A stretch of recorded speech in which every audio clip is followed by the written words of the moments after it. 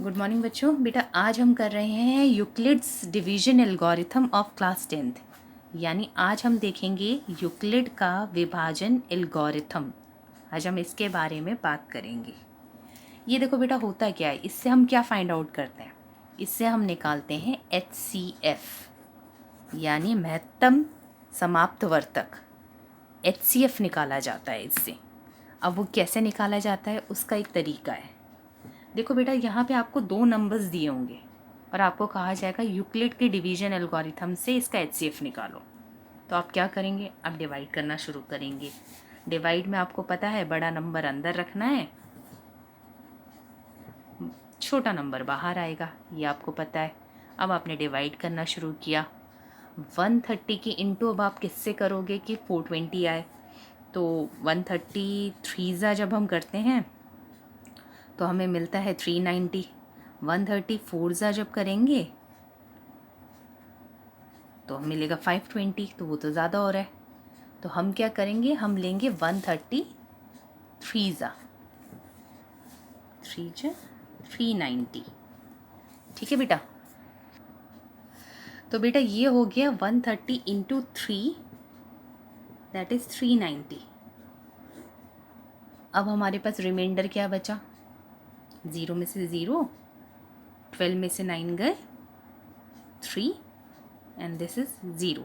3 में से 3 गया 0, तो 30 बचा हमारे पास। अब देखो बेटा आगे ये फर्दर सॉल्व नहीं हो सकता ना। तो अब क्या करेंगे, हम इस स्टेज पर हम दोबारा डिवाइड का साइन बनाएंगे। ठीक है।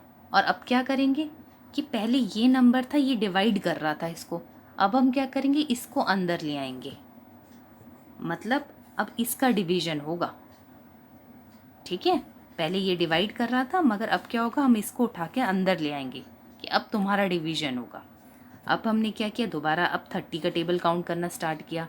31 जा 30, 32 जा 60, 33 जा 90, 34 जा 120 और 35 जा 150। तो 150 तो ज़्यादा हो जाएगा, तो 34 जा 120। अब इसको माइनस किया, अब 130 में से 120 दैट इज़ 10 बच गया। अब आगे और ये डिवाइड हो नहीं सकता क्योंकि 30 के टेबल में अब 10 तो आएगा नहीं, है ना, छोटा हो गया इससे। तो अब क्या करेंगे, जब भी डिवीजन रिमाइंडर आपका छोटा हो जाता है तो वहाँ उससे आगे फिर डिवीजन नहीं होता। तो अब क्या होगा, अब दोबारा से डिवाइड का साइन बनाएंगे। अब हमने देखा कि भाई अभी तो 30 कर रहा था डिवाइड, अब इस 30 को उठा के अंदर ले आएंगे। अब दोबारा से 10 का टेबल बोलना स्टार्ट किया। 10 1 जा 10, 10 2 जा 20, 10 3 जा 30, माइनस किया, ये आ गया रिमाइंडर 0। तो ये प्रोसेस तब तक चलता जाएगा जब तक हमें लास्ट में 0 नहीं मिल जाता। हमें एंड में 0 चाहिए। देखो बेटा अभी तक हम जो भी स्टेप किए थे उसमें रिमाइंडर हमें 0 नहीं मिल रहा था। यहाँ पे हमने डिवाइड किया, हमें शेषफल 30 मिला। फिर हमने सेकेंड डिवाइड किया, हमें शेषफल 10 मिला। फिर थर्ड हमने जब डिवाइड किया तब जाके कहीं हमें शेषफल 0 मिला। तो ये काम आपका डिवीजन चलता जाएगा जब तक कि आपका लास्ट में आपको रिमाइंडर, आपका अपना शेषफल आपको 0 ना मिल जाए। ठीक है। और हर बार यही होगा, आप डिवाइड का साइन बनाएंगे, पहले जो डिवाइड कर रहा है अब वो अंदर आ जाएगा। यहाँ पे ये कर रहा था डिवाइड, तो अब इसको उठा के अंदर रख दिया। तो इस तरीके से ये आपका प्रोसेस चलता जाएगा। अब इसको स्टेटमेंट फॉर्म में भी, मैथमेटिकल स्टेटमेंट की तरह भी लिखना आपको आना चाहिए। उसको कैसे लिखते हैं, अब सबसे पहले इसमें मैं एक चीज़ बता दूं। ये तो मैंने बता दिया कि आपको तब तक डिवाइड करना है जब तक आपका रिमाइंडर 0 नहीं आ जाता। दूसरी चीज़ इसमें, अब इसमें आंसर क्या है। अभी तक हमारा जो नॉर्मल हम डिवाइड करते हैं, जो भी हमने नॉर्मल डिवीजन हमने सीखा है, तो उसमें हमने देखा है कि जो हमारा आंसर होता है वो ये होता है। बट यहाँ पर ऐसा नहीं है बेटा, यहाँ पे आपका आंसर होता है जो लास्ट में जिसने डिवाइड किया। लास्ट में 10 ने डिवाइड किया ना, तो ये आपका आंसर है। HCF जो है, हाईएस्ट कॉमन फैक्टर जो है वो 10 है। ठीक है। यहाँ पे हमारा क्वेश्चन यानी हमारा भागफल आंसर नहीं होता, यहाँ पे हमारा भाजक जो डिवाइड कर रहा है, डिवाइज़र, वो हमारा आंसर होता है। ठीक है बेटा। अब इसको मैथमेटिकली मैं लिखना एक बार आपको सिखा देती हूँ। अब इसमें 3 बार डिवाइड हुआ है तो इसकी 3 मैथमेटिकल स्टेटमेंट्स आएंगी, क्योंकि 3 बार डिवाइड हुआ है, पहला, दूसरा, तीसरा। अब वो कैसे होगा? देखो बेटा, सबसे पहले क्या था, 420, जिसको डिवाइड हुआ जो बेचारा, उसको हमने यहाँ लिख दिया। सेकंड नंबर पे जो डिवाइड हुआ था वो हुआ था 130, उसका डिवीजन हुआ था। और लास्ट में हमारा डिवीजन हुआ था 30 का। ये सारे आपके डिविडेंड्स हैं, इन सब का डिवाइड हुआ है। अब करा किसने इसको? अब पहले वाले डिवाइड पे आते हैं। 420 को डिवाइड किसने किया? 130 ने किया। अब हम क्या करेंगे, 130 की इंटू 3 से करेंगे, 130 की इंटू 3 से करेंगे और उसमें प्लस कर देंगे हमारा शेषफल, जो पहला डिवाइड है उसका शेषफल। तो देखो बेटा, इसे जब आप सॉल्व करके देखोगे ना तो आपका यही आंसर आएगा। ठीक है, तो ये हमारा जो फर्स्ट स्टेटमेंट आ गई। अब सेकंड वाला डिवाइड लेते हैं। अब सेकंड वाले डिवाइड में क्या है, डिवाइड हो 130 कर रहा है, कौन कर रहा है? 30 कर रहा है। किससे होगा अब इसकी मल्टीप्लिकेशन? आपके भागफल से। तो ये हो गया 30 इंटू 4 और प्लस में आपका इधर रिमाइंडर आपको मिला है 10। इसको भी आप सॉल्व करके देखेंगे ना तो आपको यही मिलेगा। और लास्ट में हम करते हैं हमारे थर्ड डिवीजन के बारे में। इसमें देखते हैं बेटा, डिवाइड हो 30 कर रहा है, कर कौन रहा है? 10 कर रहा है। तो 10 की इंटू हमने करी 3 से और रिमाइंडर था 0। ठीक है बेटा, आंसर आपका ये है जिसने लास्ट में डिवाइड किया था। तो HCF मैं आपको बता चुकी हूँ 10 है। तो 3 बार डिवाइड हुआ है, 3 आपकी मैथमेटिकल स्टेटमेंट्स आ गई। इसका एक क्वेश्चन और ले लेते हैं ताकि और क्लैरिटी हो जाए। अब आपको 2 नंबर्स दे रखे हैं 135 एंड 225। बेटा चलो इसको डिवाइड करते हैं। 135 बाहर आएगा, 225 बड़ा नंबर है वो अंदर आएगा। अब हम इसको डिवाइड करते हैं। 135 वन ज़ा 135 और 135 के इंटू 2 से करोगे आप तो यू विल गेट 270, 270 मिलेगा। तो 270 तो ज़्यादा हो जाएगा, तो हम क्या करेंगे, 1 ज़ा 135। ठीक है, अब इसको माइनस करते हैं। 5 में से 5, 12 में से 3 गए 9। अब देखो बेटा 90 आ गया हमारा। अब 135 से 90 कम हो गया है, यानी अब 135 इसे डिवाइड नहीं कर सकता, आगे और डिवीजन नहीं हो सकता। तो अब ये 90 कह रहा है कि चलो तुम नहीं कर सकते, मैं तो कर सकता हूँ।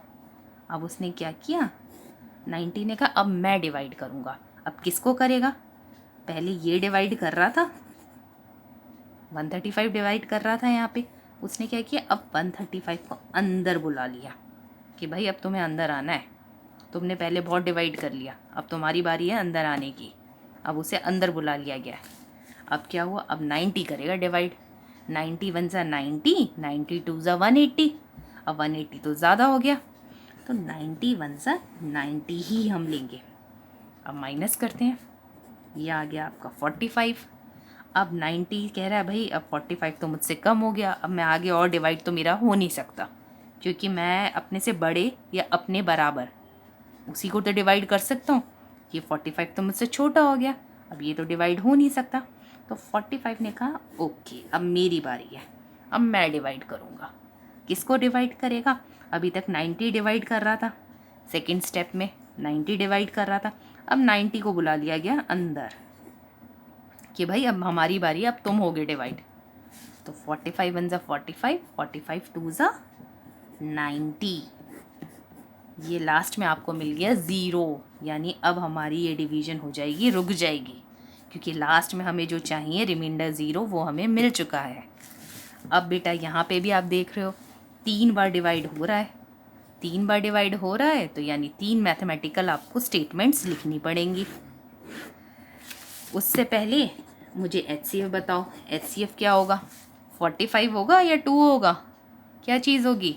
45 होगा। जी हाँ बिल्कुल 45 ही होगा, क्योंकि 2 आपका आंसर नहीं होगा, क्योंकि ये नॉर्मल डिवीजन नहीं है, ये हम यूक्लिड से कर रहे हैं। तो यहाँ पर जो लास्ट में जो भाजक होता है, जो डिवाइज़र होता है, वो आपका आंसर होता है। अब बेटा चलो जल्दी से 3 मैथमेटिकल स्टेटमेंट्स लिख लेते हैं इन तीनों डिवीजन्स की। सबसे पहले है 225 जिसको डिवाइड किया गया था, सेकेंड डिवीजन में 135 को डिवाइड किया गया था, और लास्ट में 90 को डिवाइड किया गया था। अब किस किस ने करा था वो भी फाइंड आउट करते हैं। 135 इंटू 1, और इस वाले में फर्स्ट डिवीजन में रिमाइंडर था हमारे पास 90, इसको मैंने यहाँ लिख दिया अलग से। सेकेंड डिवीजन की बात करते हैं, 90 की गुणा 1 से, और यहाँ पे मेरा रिमाइंडर था 45। अब बात करते हैं थर्ड डिवीजन की, 45 की गुणा 2 से, और रिमाइंडर था 0। तो बेटा ये आपका यूक्लिड का डिवीजन एल्गोरिथम है, और आपको इसी स्टेप से इसको करना है। तो आपको मैं एक बार जल्दी से रिवाइज करते हैं क्या स्टेप्स थे। आप डिवाइड करेंगे, तब तक करेंगे कि जब तक लास्ट में आपको रिमाइंडर 0 ना मिल जाए, और हर बार आपका जो भाजक है, जो डिवाइज़र है, वो बार बार अंदर आता जाएगा। जैसे पहले यहाँ 135 था भाजक, इसको उठा के अंदर रख दिया।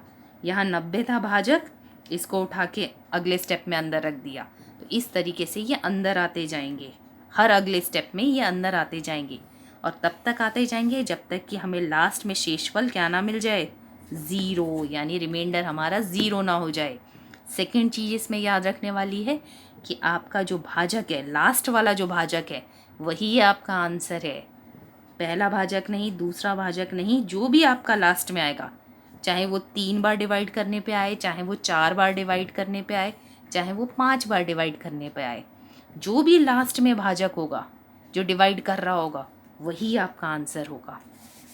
और तीसरी चीज़ इसमें आपको लिखनी होती है मैथमेटिकल स्टेटमेंट्स, और वो कितनी स्टेटमेंट्स होती हैं, जितनी बार आपने डिवाइड किया है।